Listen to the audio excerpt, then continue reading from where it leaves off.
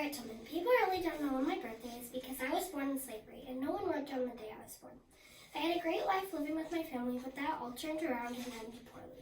When I was 6, Mr. Broaddus hired me and purchased me from the plantation where my mother lived. I became a slave. I really did not like working for people, and I was younger than 10. I would get whipped and hurt if I didn't do what I was told to do. One day, an overseer man was chasing someone out of his store and blocked the doorway. I decided to throw a 2-pound weight at him so the slave could get away. He dodged the weight and came back and hit my forehead.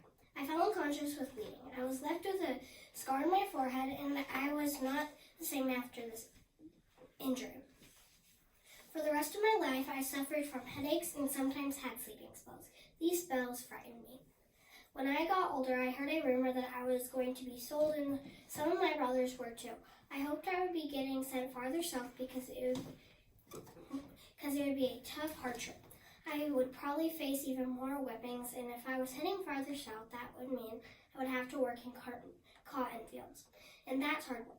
I would also be farther away from freedom, and I desperately wanted to be free. The man who kept me a slave got sick and died, so I got a new owner.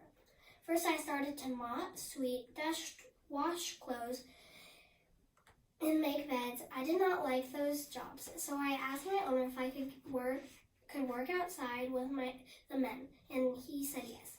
I got to work with my brothers and my dad. When I was 23, I fell in love with John Tubman. We talked and made plans about our future. In 1844, we happily got married. I got worried. I was still under the burden of slavery, so I didn't want to get sold and separated from my husband, John.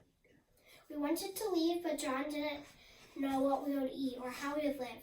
I decided to take the risk and escape. I left during the night with my brothers.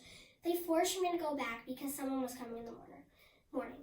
Later, when my brothers fell asleep, I left. I freed many slaves and took them into free states in the north. During the war, I became a spy for the Union Army. During my lifetime, I freed 300 slaves. Sadly, in 1913, I got pneumonia and died.